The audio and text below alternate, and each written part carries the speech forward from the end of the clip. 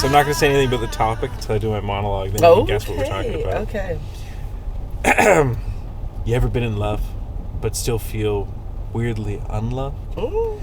Like you're over here writing love letters and planning surprises, and they're like, I took the garbage out. That's love. I'm not saying taking out the trash isn't sexy, but damn. If love is a language, some of y'all are speaking fluent gibberish. Let's get into it. Mm-hmm. So, if you haven't guessed already, today we're talking about love language. Love language. Love me, but make it my way. Or the highway. So, let's start with, which question do I want to start with? This caught me off guard too, because I was wondering, we didn't talk about it. No, we There was didn't. a list of different topics that I sent you, but I was like, Yeah, I didn't even ask you. I copy and pasted them to a little document that I have. Oh, So okay. I was looking through and I was like, a reoccurring theme through here is love language. So let's talk about love language. Yes, let's. So, the real question. Mm-hmm. What is love language? I'll ask that first because maybe somebody doesn't know. I think a lot of people will know, but... So love language is how you express your feelings, how you feel towards that person, things that you want to do or show your significant other or somebody that you're dating, talking to, whatever, how you care for them, how you like them. That could mean in many different forms. I'm sure you have a list of the ones that are the list of love language. I actually don't. Love. Okay, well. But I will. Love language. So it's basically a way of expressing yourself to your other person. Mm-hmm. And it could be small gestures like making food. I'm the type of person that does that. Remembering small things that they like a chocolate bar, like a particular chocolate bar. Mm-hmm. And then the next time that you see them, it's like you just surprise them with it. So it's little things like that. Or some people do acts of kindness. Some people do acts of affirmation, like words. They say words, like that type of stuff. Mm-hmm. That's what I know as love language. Yeah, so the five big groups of love language are words of affirmation, physical touch, quality time, acts of service, and receiving gifts. Yeah. So the big thing about love language, because everybody goes on about love language, and the truth about love language is that's how you emotionally decode love from a person, right? So we can talk about, tacit emotions or tacit things. Tacit things are things that you don't necessarily, you can't necessarily teach. It's something that you have to experience. Yeah. And so love languages is one of those things where everybody interprets love in different ways. For some people, and it all stems from childhood and how you've grown up and the environments you've been in. And everybody grounds how they interpret love through those five different ways, right? And usually you put a precedent on your main two. Yep. Everybody, I think, kind of explores all five in certain ways, in certain situations. Yeah, but I think everybody mainly has two, and there's two ways that you receive love and two ways that you give love, and this all, of course, stems from childhood. But the hard part, and we'll go into this next. I will go into this now, actually, because I'm just going to ruin it. Yeah. Does love language really matter? Or is it just a social media thing? No, I think it really does. Now, my point. Well, my point, what I was going to say is, does it really matter? And I was going to go into the fact that, well, if you communicate in two love languages and somebody else receives in two love languages and those are misaligned, well, this is where you get the whole problem, like I talked in the intro, where hey, Natalie, I took the garbage out for you, and you're like, okay. Yeah. However, it's a good thing that you brought this up because it came across my feed the other day, I think it was yesterday or the day before, about love languages. And this guy was saying, people have to realize that you need to love in your love language and do that to the person that you are with or dating. But you have to realize that person that you're with or dating, which is probably somewhere in this segment or wherever in this topic, you can't always expect them to love you the same way back and show their love language back. You love them in their love language, they're going to love you in your love language, in their love language. Like what you like is what they're going to reciprocate, the love language. Do you get what I'm saying? So if I say I'm physical touch. Yeah. I'm supposed to reciprocate physical touch.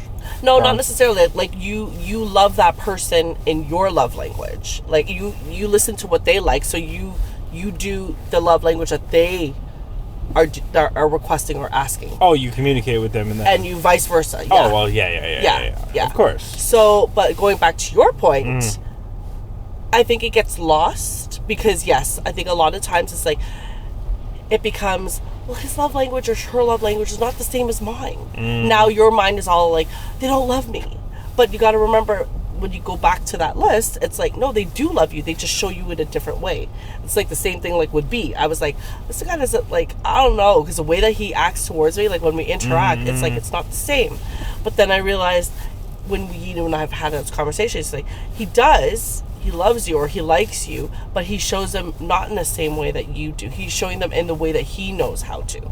And maybe he hasn't learned or doesn't want to learn or hasn't felt that type of love language that you give out. Some people might not have ever received that, or they have, but just don't. It's not something that they grasp. Yeah.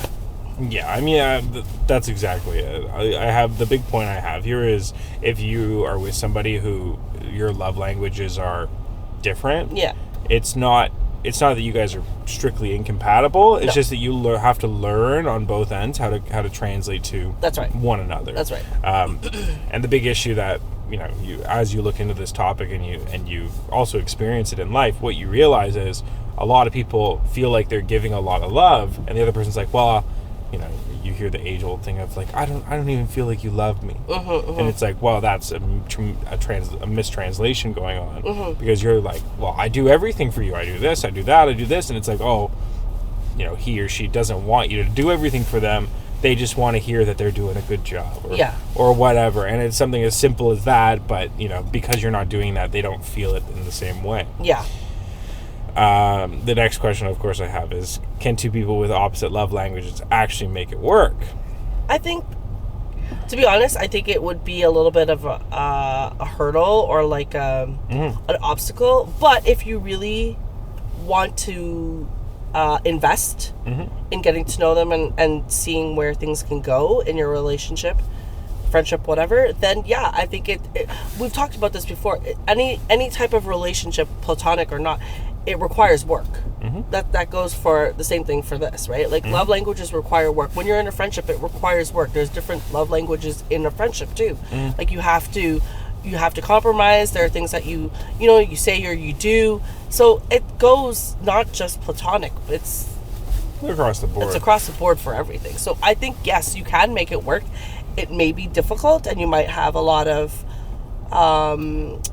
like bumps along the way. But it goes to say that, yeah, if you really are choosing that person to ride with, to be with, to do all those things with, then yeah, you should be able to try to find that norm and that equality of trying together to find that bridge point, right? Of course. I mean, as we've said in many other episodes, in this world of infinite possibility, of course, two people who don't have the same love language or don't communicate love language in the same way, of course they can make it work. It just takes much more effort than what people would naturally do, and you have to accept that that's going to be a lesson, and that's going to be something that you have to constantly grow on. A great example that I found was to think of it in languages. To think of it like dating someone who speaks French. You don't need to be fluent. No. But you should try to order a croissant. Yeah. It's about croissant. It's about learning each other too, right? And you have to there's a barrier. That's a language barrier, but you're going to make it work. You're going to try. You may not be good at it, but at least you're trying to communicate in a way that you can express each other. Exactly. Right? This is it. I mean, you have to really... It's respect. It's learning each other. It's respect. It's all those things. Yeah. And if you really want to be understood by the other person, then you have to not only communicate your own love language, but you have to make an effort to communicate to them in theirs. So the next one is, what's the most misunderstood love language? Oh, what was that list again? Words of affirmation, physical touch, quality time, acts of service, receiving gifts. Which is the most misunderstood? Oh, that's a good question. I don't know. What do you think? My note is acts of service. Of all of them, well, there's two. And why? The big one is acts of service because everybody interprets acts of service as Different. chores. Take out the trash, do this. But the real acts of service is thoughtfulness. Yes. Without asking. Yes. So, like your chocolate bar example. Yes. Knowing that, oh, you like this chocolate bar, and then just being in the store and seeing it and buying it and giving it to them. That's what thoughtful. That's what that acts of service is. You're right. Not I took out the trash. It's like that's not it. Like I don't give a fuck that you took out the trash. But it could be an act of service, like you said, if you're not asked to do that and you took it upon yourself. You see the garbage overflowing, okay? Wow. And you took it upon yourself to do that.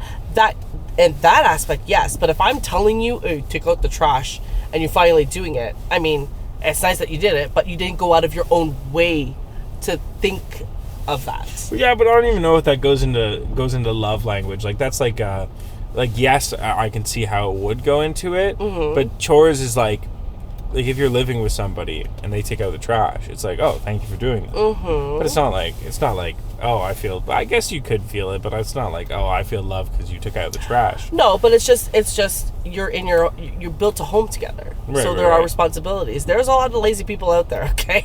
No, I agree. So if you are not that type of man or woman that picks up after yourself, but then you're learning to do that, and I think you're turning your ways about that. That is definitely. It's just we don't think of it like that because, like you said, it's a chore, which is a norm for everybody. But if it's not a norm for somebody that that's like a pigsty or whatever, that's hard for them to do. Those little things are hard for them to do. And then the other one I have is words of affirmation. Yes. Because everybody thinks once again, it goes into the surface level of what they think of words of affirmation, which is complimenting someone's outfit, doing this, doing that. But really, it's emotion. Oh, no. Emotional nourishment. It's the one where they say, I love you after like a month or two. Get the fuck out of here. What do you mean you love? How do you love me? That's right. But it's not. It's like the love bombing type of love. Like it's the surface level love. It's not the in-depth.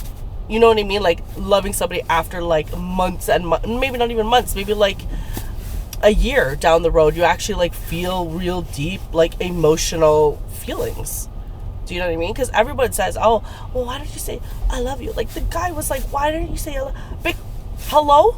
I don't fucking love you. Well, yeah. I mean, I could want to say it like that, but it's just like it takes time. You can't just expect just because we've been dating for like 3-4 months to me come out of the gate and friggin' say I love you. That's gonna be a fucking whack.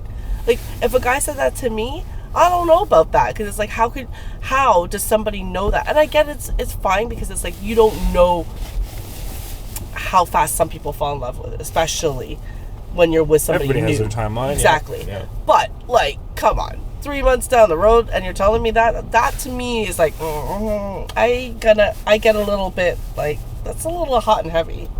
You know what I mean?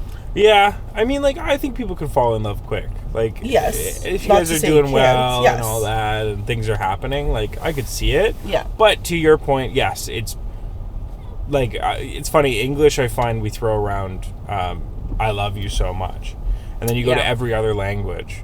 Or not every other language, but you go to like other cultures. Spanish. You go to Spanish. You go to Mandarin. You go to all these different languages from all over the world. And "I love you" means so much more. Like the actual translation of "I love you" into that language is so much more than the precedent than what we put on it. To the point where you look at like Spanish and there's two versions of "I love you." There's "I like you." I like you more than I like a normal person, and then I love you. And I love you is a very, very, very broad, specific, very specific case that takes time because that's like you're not just binding that they like you care about you, but it's like a word, like it's a your word is being bound to the fact that you care like that. Even in Mandarin, I mean, it's also a cultural thing with the Chinese culture, but. "I love you" is so much more charged to where even like, you see couples who have been married for 20 years and saying "I love you" to one another is is hard. Yeah. And it's not hard in the sense of, oh, they can't say it. It's just hard because they get all shy and all blushing, because to that word means so much more. Yes. In what the language communicates, versus in English, I find people fucking throw it around. Yeah. They're just like, I love you, I love you, I love you, Yeah. I love you. Yeah. And that's also not a bad thing, because it is important to communicate 100%. that you have love and you have care for, you know, the people that you do have it for. 100%. Yes. What did I want to say? I'm thinking, is now a good time to talk about our love languages, or do we save that for the end? Whatever. I'm Let's pretty do it. cool. Let's Whatever. do it. Sure. Do you know your two? Mine are definitely acts of kindness. I guess Acts of service? Acts of service, yes, is definitely mine. And what? Receiving gifts? Receiving gifts, but also giving gifts. Giving gifts? So, Yeah. well, you express love in giving gifts. Yes. Like, and again, they're not big, huge ones. They're minute ones. And it's like, it also brings back the fact that when you do that, you're actually listening to what they like. And you're actually taking note on that. And that shows caring, because it's like you're taking mental notes and you're kind of like, oh, you're remembering things. Where a lot of people, if you're not really that engaged or not really that interested, they're not going to give two shits about that. That's right. So at that, and the touch, what is that? Physical touch? Yeah, that's... So your two love languages are acts of service, and you'd say receiving gifts, or physical touch? Or you give love through gifts and physical touch. Yeah. So you give love through physical touch and gifts, and you receive love through acts of service and gifts. Yeah, I would say so. Yeah. Yours? Nice. So I receive love through quality time and physical touch. Okay. And I give love through acts of service and quality time. Okay. Nice. Nice. Yes. My big one is acts of service. Yes. That's what I've heard most. Yes. And I'll tell you this story now. So it's funny because the next topic, I guess this kind of bridges well into the next topic if we took a negative filter for the next topic. But it was funny. I was out with this girl one time, and we were chatting and whatever, and I bought her coffee and all this stuff, and we were chatting about love language, and she was saying how I was just doing like acts of service, act of service, act of service, and she's like, if she received love in that way, it would be perfect, but she doesn't. And I was like, which is fine. And I this was the first date, so it was very casual, and I was just like, what an interesting thing for you to say. Well, what's your actual love language? And she's like, oh, like I'm a words of affirmation kind of girl. Okay. And I was like, oh, interesting. Like she does that. She receives love. She receives that love. Okay. Because she was just saying to me how I was doing all this stuff for her. Gotcha. Right? And I like remembered her coffee order from a conversation we had and all this stuff. And she was like, you are nailing the acts of service thing. Too bad I don't speak that language, right? Which is kind of funny and very self-aware of her. Yeah. But it was hilarious to me because I said, oh, well, what's your love language? And she's like, oh, it's kind of cheating if I tell you. I said, well, it's not really cheating. Like, how the fuck am I supposed to know if you don't tell me? And she's like, okay, fair point. So she's like, oh, I love words of affirmation. And as a joke, I started, complimenting her outfit, this, that, and the other. And she goes, okay, well, that, like, surface level shit isn't the point. Yeah. And then I started complimenting, like, the deeper things we had talked about, like the hobbies she had and all this stuff. And to see that language get communicated, like, she started glowing like a different person. Yeah. Then she's like, oh, shut up. And she's blushing and all this stuff. And I was like, wow, you actually are very in tune to this. I'm so impressed. Yeah. You see the shift in people when that person does the type of act of service that they receive. You see that shift in somebody. That's right. Yeah, it's amazing to see the shift. Or even like, remember we were walking with there was a group of friends we were all walking with. We were talking about love languages and everything. And I remember one girl was like, what did she say in the group? She said something along the lines that alluded to the fact that she didn't really know her love language, but she didn't really resonate with any of them. And maybe it was receiving gifts, but she wasn't sure. And I had like, there was a guy with like roses or whatever, or like flowers, and so I like gave him $5 and gave it to her. I was like, oh, there's your flower. And then like once again it was the same thing where you communicate to somebody in the way that they receive love, and she goes, whoa. And I go, it's totally receiving gifts. Yeah. And she goes, yeah, it really is. So she knew Well, I mean, a bit of that, and like what she likes. Yeah, well, this is it. She was confused about it, Okay. but all it took was an example for her to be Yes. like, "Oh yeah, this is how yeah. this is how I feel." Yeah. So now, have you ever had someone weaponize your love language? Oh, what do you mean, like weaponize? Like use it against you? Use it against you. Oh, B. Yeah, absolutely. Every time we would get together, how come you don't do this? You say that you're like this. You say, I'm like, because I am like that, but you don't do those things with me. I said, I done those things with you. I touch you like this, and you do that. So when somebody reacts in that way, and I get it, that might not be your love language. If that's how I show you, and you're gonna do that, and you expect me to keep on trying to send you what I want, you know, or how I show love for you or care for you, and you're gonna keep doing things like that and jumping or being startled, that to me is like, I don't know, it's just, it's an odd thing. So yeah, it's been used against me. It's been used against me in like a text saying, oh well, now you don't like me because of all this blah blah blah. It's not about me not liking you, it's about all the other things behind that, you know what I mean? Like, that's right. So yeah, that's used against me. Yeah, well, I mean, Thrown in my face. I was like, wow, for real. This is what's happening. Yeah, and it's also in two ways too, because there's the weaponized in the sense that it's not so much weaponizing your love language against you, but weaponizing just the idea of love languages. To how do I communicate this? Like if you're thinking of it's words of affirmation, because that's one that I find people is very easy in this day and age to skip over. Because people are like, oh, like some people are smooth talkers and give love in that way, but I feel like that's a very, I'd say, less common love language. Yes. I'm going to say it's less common. I don't think it's that less common, but I find that that's one of the ones that gets skipped over. And so a lot of people, you'll be like, hey, they'll be like, hey, I don't feel valued. I don't really feel love. And instead of talking to the person and communicating with them, their partner will be like, oh, you're so needy. Oh, you're so this. Like, you know, I do things for you all the time and you just can't blah, blah, blah, blah, blah, blah, blah.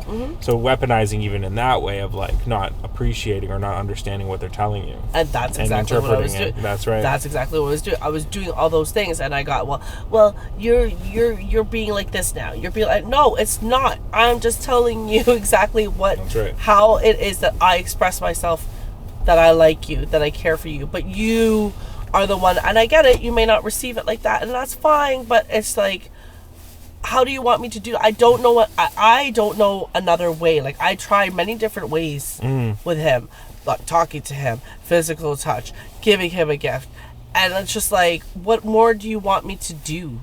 That it's not going to come back at me like and be blown up in my face, and you're telling me, oh no, you're not like that, you're really not like that. Bro, I am like that. Like, it's just, but it's just like, it also goes with the behavior of the person that you're with. You know what I mean? Like how they are receiving it. Are they being negative? Are they being like, do they show it again, like in a different way, the way that they care and the way that they feel? Do they show that in a different? Clearly he did show it in a different way.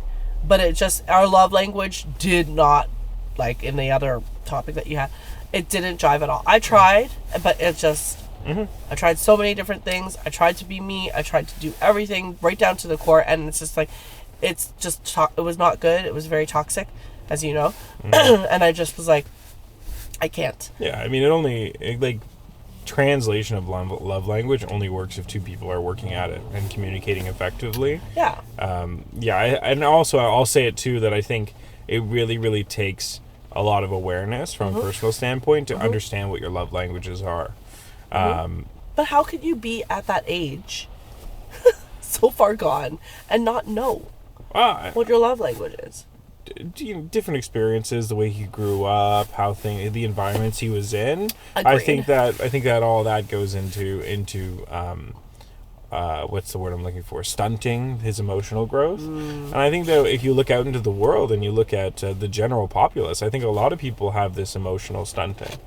Because I think that the world is in a tricky spot. Yeah, but I think to add to that, I think a lot of people have been forced to change their their thinking or their way of going around dating or their way of going around, you know what I mean? Like finding somebody to be with or whatever. It's not, maybe people have tried, tested and true many times. And let's say out of the 5 times, 3 times it failed. So they're like, okay, I'm going to tweak it.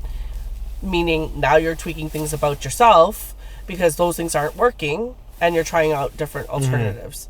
And I think we constantly change, and we talked about this in one of our episodes, like people constantly change around the people that they're with, right? Or they're not really who they really are. It's just what they're trying to show to that person of who they think that they should be, because that's the person that they like, and so they're trying to do all these things for that person, but that's not really who they are. It's just like a cover. They're putting on the mask and playing into it.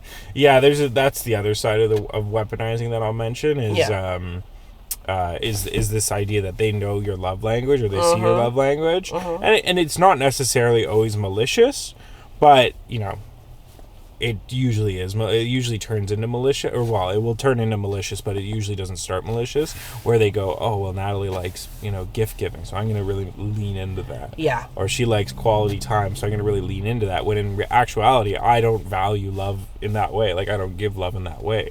And so, you know, they do it, and you're like, wow, this guy's perfect, he's great, because he's really leaning into that. And then something happens, the world changes, whatever happens, and he pulls back, and then you're left, like, grasping at straws going, holy shit, what's going on? Yeah. The other part too, I'll say, and I had this kind of realization as you were chatting there, I think the first example that most people have in this world of communicating effectively in love languages is their relationship with their parents. Where it starts from, you mean? Where not where love language starts from, but where they learn the value of their love language and to appreciate it and how to communicate love in that way. And I find that a lot of people, especially in, you know, you can kind of trace everything emotionally that is tricky or hard with somebody. You can trace it back to childhood, because if a kid communicates love in a certain way and receives love in a certain way, but the parents aren't aware of that or aren't trying in that way, then the kid could grow up their whole life thinking, like through their whole childhood, thinking, wow, nobody loves me, nobody cares about me. Yeah. Or feeling empty when it comes to that. And so then they go out into the world, into relationships, and they're like, wow, I can't connect with anybody. But I think I get to that point, But I think as you're growing and you're young, you learn, if you're not learning it solely from your parents or whatever, you're learning it through your friends. And if your friends show you positive love, then a person learns that too, right? Oh, sure, to their own lifestyle. But yes, going back to the whole thing of if it's not always positive and they show it in different ways that aren't necessarily good, or don't show it at all, because a lot of cultures are very, like we talked about this before, where it's like men are born and to be tough and strong, show no emotion, show nothing, but it's like, no, we're human, but because it's the tough love that they're raised with, then they go out into the world, and I think when they find their first true love, that's where I think things start to, and if it doesn't work out, I think that's where things sometimes kind of spiral for people, because it's kind of like, we've talked about it before, where it's like most people have one true love and no one can compare to that one true love, right? Everything was perfect. You thought that she or he was the one, and then all of a sudden something happened, and then you just can't find that same groove with somebody else. Like you're comparing in your head, even though you're with them and you're saying all these things and you're with them emotionally, physically, whatever, it's still not that person.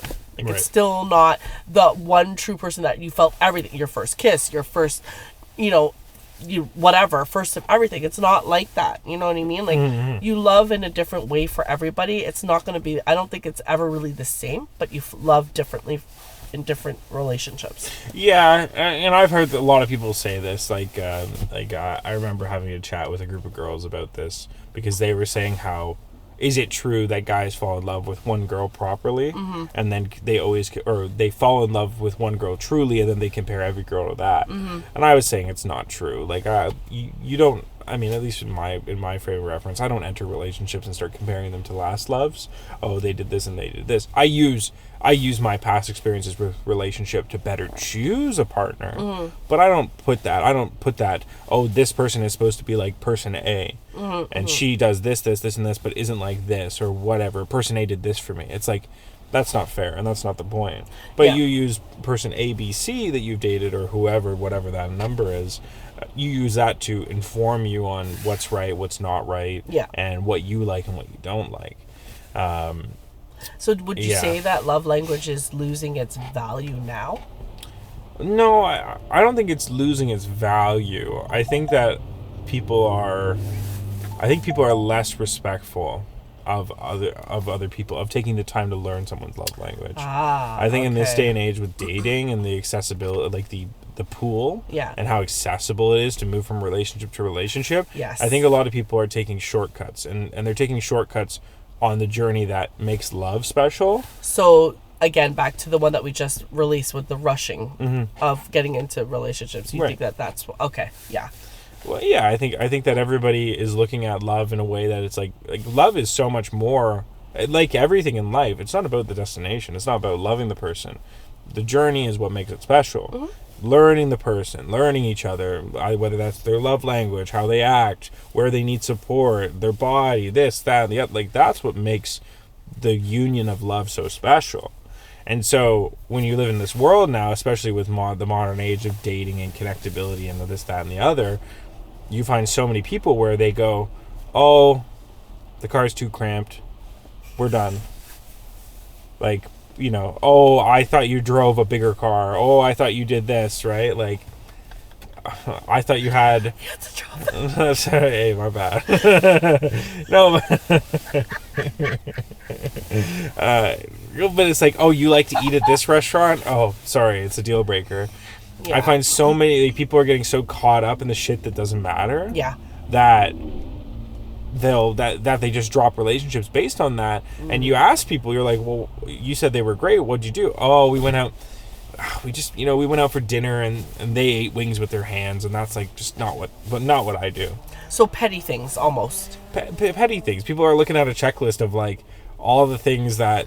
There's all the things that you should care about, and then there's this list of things that are so secondary that don't even fucking matter. Like, and whatever. I mean, to you, I shouldn't say that, because at the end of the day, to you, it could matter. Yes. And that's okay. Yes. But like, it's like the ick list. Yeah. Oh, he breathes through his nose. Gross. Ick. He said I love you to his mom. Ick. It's like, whoa. And, you know, whatever. The guys was... Those are like, just bitchy moves then at that point. That's right. If you're going to nitpick... Okay, let's put it this way. If you're going to nitpick every single fucking thing, don't go out dating. Just don't do it. Just be a friggin' person that just wants to smash, and fucking that's it. Done. Well, I'm serious. Like, don't do it. If person wants to smash, or just pay for your smashing. $100 or whatever the fucking going rate is now, and you can pay for it. Yeah, because, like, that's just, like, ridiculous. If you're not liking all those little small, minute things that, at the grand scheme of things, don't give a fucking shit. Who cares? Well, and I think this is all byproducts of just too much access. Yeah. And so you get all these people who are like, oh, what's his house number? Yeah. 1085. Yeah. Ick. And you're like sitting here going, what are you talking about? Oh, well, anybody whose house number adds up to the number 14. Is a no-go. And you're like, what are you talking about? That is the most ridiculous thing I've ever heard. Or even just like... I know there's people out there that won't date certain signs. Oh, sure. If there's certain signs, they're like, nope, not happening. Well, but that's the thing. It's like if you come out the gate being like, what sign are you? And they're like, oh, I'm Cancer. It's like, done. Okay, no, not interested. Well, fine. That's okay. Yeah. That's okay. It's the same way as going like, oh, I don't date brunettes. It's like, okay, fine. Yeah. That's fine. Yeah. No problem. That's not your taste. That's not your preference. It's when it turns into like you're investing time in a person and you're like a month along and you're like, oh, we've had a lot of dates. We're feeling good and everything. And then, oh my God, get this. He was on the phone with his mom and he said, I love you, Mom. And everybody's like, okay. And the girl's like, no, that's not okay. I'm grossed out. Or they're like, I saw him wear a backpack. Yuck. I don't know. There's a whole list of... Go look it up. There's a whole list of ridiculous shit. Women, that's just redonkulous. Oh, women and men both. Don't you worry. Men don't get out of this one. Okay. Oh, they're both bad. Bad? Yeah. Okay. But I think this is all, like we're talking about. It's not that love language is less important now. It's just that it's not as respected because people find any excuse on why they don't have to change. They don't have to do something to do better. Right? Yeah. Anything else about the weaponize? Nope, we said everything. What if your love language is too much for somebody?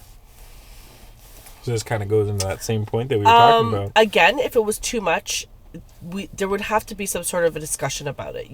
Because then that way I know if it's too hot and heavy or too much that you can't handle. It's communicate. And bottom line, everything at the end of the day, every topic that we talk about, it's communicate. It's the big C. You need to be able to communicate your needs, your wants, what you don't like, what you like, how to compromise in this situation. Compromise. If you don't like me giving you gifts every single time we meet, whether that's a small gift or not, say so. So then that way I pull back. Or if you don't want me to like touch you in a certain way, or when I'm doing something in a way or whatever, tell me. So then that way I'm not like, whoa, you never want me to touch you. I'm trying to touch you. I'm trying to show you love and affection by just leaning into you, and you're just like, what the fuck are you doing? Like, why are you doing that? Okay, then tell me. But I'm trying to, but see, this is the thing, is a lot of these acts of love, the majority of them, you shouldn't have to say ahead of the game saying, okay, Nason, I'm gonna lean my head on you. Is that okay? Like, you shouldn't have to do it. Those are acts that are like natural, right? So things should come naturally. It shouldn't have to be like, tomorrow I'm gonna go buy you your chocolate bar because I know you like a chocolate bar. So when I go out to the store, I have you in mind. So then I'm giving you a heads up. No. Some people, like, it's a surprise. It's that moment. You should want that. Oh, yeah. So if that person thinks that I'm doing something too heavy or too much, the expectation is to tell me, because I would never know other than you flinching or you reacting in a way that's like negative to what I am doing. And if you're going to keep doing that, then obviously that concern is going to come up. What's the problem? I'm trying to do something and you're backing off. Why? And then that's when that arguments or conversations or whatever happen. But it's like, if you don't tell me those things, I'm never going to know that. So I think that's what I would do if I was in that situation. And what about you? I was going to respond to your point and say that there are certain make or breaks. Like, I would say that if every time you are trying, and it goes back to communication, but we also have to understand that there is a scale of where things are okay and where they're not okay. And I like, if every time I was doing something and trying to be kind to somebody, and I was getting the response of, what are you doing? Or I hate surprises. Like, that'd get old really quick. And I'd be like, I understand you don't like surprises. I got you a surprise. There's nothing fucking wrong with that. I understand you don't like physical touch. I enjoy interacting physically with my partner. I get what you're saying. You better fucking work with me here. And it would get old fast. But at the same time, like, if somebody villainizes you and makes you feel horrible for doing that, I'm sorry if that has happened. Like I said, I cut it all. I stopped. Yeah, of course. And then that is a break point. Yeah, and then I got the whole, why don't you do that? You say that you're that type of woman. I did. I tried. Give me examples. I ran off examples, but there was an excuse for every single example that I did. It was never enough. It was never, you shouldn't have done it that way. So then I went, like I just said, and I said, you want me to tell you when I'm going to touch you, so then that way you're aware and you're bracing yourself and you're like, you're not going to get jumpy on me? No, that's not what I said. Well, that's how you're acting. Because if I just put my hand here, you're going to be like, and I'm like, that's not the reaction that somebody who you're like and is supposed to receive when you're trying to show them that you care about them. What the fuck is that? I think, in my head, it was like, what triggered you? Something clearly happened in your past that has triggered you to the point that you're like jumpy every single time, and that's like bad. I don't know what it is. You know, that's up to you to tell me, but like your reactions, you're gonna get the reaction I'm giving you based on your reaction that you're giving me. And and that's something where I would agree, and I'd say like that's definitely not the love language. That's like some internal trauma that's buried in there deep. But that's the problem is because this is my love language. That there's an issue right there. I'm trying to work with you, but I'm not gonna vocalize every single time I'm gonna try to touch you. Why do I need to do that?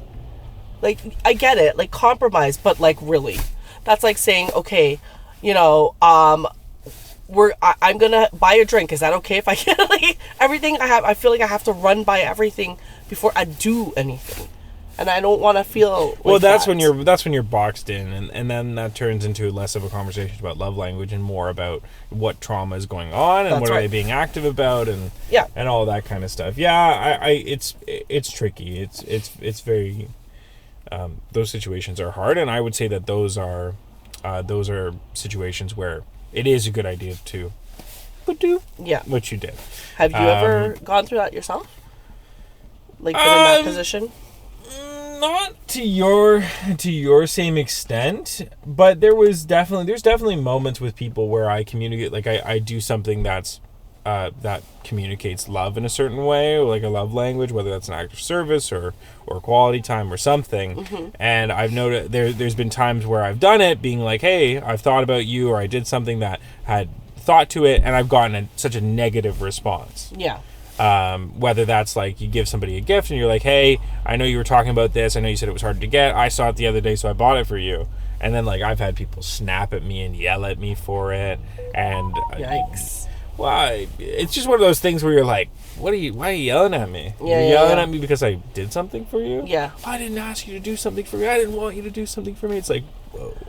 But I think going to that point though, I think it's because a lot of people have lost touch with caring, platonically or not. I think a lot of people, it's just every day it's grind hard, and it's you're out for yourself. Don't care about who's in your life or not. You need to make that paper. You need to make that money. I don't give a fuck. Like, the buck stops here. I've gotten the stories so many times of no one does any of those things for me. Everything that I have in my life, I've done because I've done for myself. I've gotten it from. Okay, that's great. Be proud of those things. But when you have somebody that you're trying to build something with, allow them to take care of you. Allow them to surprise you with those gifts sometimes. And that's not on the daily, but allow them to do that. Do you know what I mean? Get back to humanity and the core of like giving and sharing, not because you want, not because you have to, but because you want to. Right. Do you know what I mean? I think that's been lost. And this is why it's like, I love Christmas, but I don't at the same time, because I feel like people are forced to buy somebody a gift when they really don't want to. Like, you know what I mean? Even your significant other, you're forced to like, oh, now I gotta spend like, no, don't feel like that. Feel like that. Do it because your heart tells you that that's the person that you like, that's the person that you're with, and that you want to do those things. You should never really allow, unless they're really adamant on certain things, to allow you to not feel, allow you to not show any of those things. I have a good point on this. You shouldn't stop yourself. I have a good point on this. So recently, as we know, my birthday came and went. Yes. And what was interesting was the response about presents. Now, I got a nice present from you. Yes. I got a nice present from my mom. I got a nice present from my family. But when it came to other people, I got a lot of excuse presents. Oh. Which is interesting. So I'll say it like this: I don't expect people to buy me a present. Yeah. I don't at all. But there were certain people that always gave me a present, and this year didn't give me a present. And so I asked them, I go, oh, so no, you didn't get me a present this year? And they'd be like, and that's not... it's like, as I said, I'm like, oh God, it makes me sound like I want, where's my presents? Bitch, but no, that's right. But it's not even that. I'm more curious of like, you've done a present every year. Yeah, why? For me, why switch it up? what happened? Well, and the response I got is, oh, well, you like all those expensive things, and you know, I couldn't think of a present to get you. And this is something that I'll go to my broader point about presents. A present is not important if it's expensive. A present is important if you have thought behind it and you bought it for a reason. Yes. I tell people this all the time. I don't want the present that you know I'll like. I want the present that you think, from your an understanding of me, that I'll like. And that was probably a convoluted way to explain it, but I don't care. Like, if people are like, oh, Nason, I know you love those new Louis Vuitton sneakers. Like, I'm going to buy those for you $2,000. Or, oh, I know you like that Ralph Lauren quarter zip that's $2,500. I don't need you to buy me a $2,500 quarter zip. I'm okay. I want you to go, you know what Nason mentioned to me the other day? He mentioned that he loves candles. So I'm going to go get him a nice candle. And then when you give it to me and I open it, I'm going to go, oh my God, you got me a candle? And, oh, well, the other day we were talking, you're saying how you like gingerbread candles. And so I got you a gingerbread candle. I'd be like, note to self. I'd be like, gingerbread. Thanks, man. No, wow. I mean, like, any candle. Candles are good. Okay. I have a good friend of mine. She runs a candle business. Oh, yeah, you were telling me that. Yeah. Okay. And all the time, she always gives me candles. Oh. And I was like, oh, you're giving me a candle? And she's like, well, I know you like candles, and I run a candle business, so... And she's like, I gotta get rid of the deformed one somehow, and I'm like, oh shit. Well, there's sloped, or there's like a chunk out of them, or there's just stuff that she couldn't fix, or there's a like a chip in the glass or whatever. But I'll fucking take it. Okay. Well, I'm gonna say no to a free candle. Yeah. Give me your $50 candle, no problem. Save me having to buy it. And she does unique flavors, so flavors smells. Smells, yeah. But I think you're right. I think a lot of people think like a person means, oh, now I gotta spend dollar signs that's equivalent to what they like or their lifestyle or whatever, when it's not. Like I said, it goes back to basics. It's like, what do you know? Have you paid attention to what Nason likes? That's right. Have you paid, and it doesn't have to be anything spectacular. It could be like a box of chocolates that he likes, or like a nice pair of socks that are like, oh my God, this reminded me of our conversation. And I think he would like that. When I go out shopping for you, that's exactly how I... The best gifts are the ones that come from somebody going, this is what I understand about the person. Yeah. And I'm going to buy based on what I think is best for them. Those are the best gifts because there's thoughtfulness behind it, and that's what makes a gift special. I appreciate expensive gifts. I appreciate when people go out of their way, but that's not necessarily the best. It's thoughtfulness, right? Yeah. I said this there was one year, like, my little sister was like, oh, you know, you bought me such a nice gift for my birthday, and I felt like I wanted to get you a gift, but, you know, I didn't want to spend a shit ton of money, and she was telling me this whole thing, and I was like, from you, I don't care about a gift. I'm happy if you just make me a card and write something nice in it. Because that, like, honestly, that thoughtfulness is what matters most. Yeah. Yeah. And the worst part about, you know, having somebody who always gives you a gift and then them not give you a gift this year, not that it matters what year it is or anything like that. The problem with that is you go, oh, you didn't make time to get me a gift. The problem is it turns into now it's a question of like, oh, was I not worth a gift? Oh, you're expensive. It's like, but I've never asked you for something expensive. You could have got me fucking $10 socks. And been like, here you go, Nason. Enjoy your socks. Yeah. So, it's not to say, oh, gifts and all this, but there is a level of effort that comes with it. And when you don't make effort for somebody, and this is turning back into the whole love language thing. Love language and communicating love language is effort. And when you don't do that, and when you don't make effort for somebody, like, they're not going to feel love. Yeah. And so you have to make sure that you're making effort. Yep. And you have to make sure you're making effort in the proper direction, because it doesn't matter if you work with a client and you paint their house blue and they ask for a red house. It doesn't matter how many times you tell them, well, like, you know, I gave it to you on the house, I gave you a discount. It's like, no, I asked you for a red house and you gave me a blue house. So even if you communicate love language through physical touch, if your partner receives it through acts of service or words of validation or words of affirmation, make sure that you try and communicate in that way, because the only way that they're going to feel it, they would appreciate what you do they will appreciate that, but there is a point to where you'll never quite get that 100% unless you're playing the game that they want you to play in. Yeah. For sure. Yes. I get that, yep. Okay. Now the closing question. Yes. Can your love language change over time? Yes, it can. Absolutely. 100%. Oh, absolutely. 100%. It's like, it goes for anything. It goes for the way, like anything in a relationship. If something doesn't work, you try something different. If that doesn't work, and everybody's different. Not every single thing that somebody that you're with 3-4 months ago, a year ago, is going to work on the next person. So yeah, you're constantly changing little things about you. Not your core, unless your core is really bad.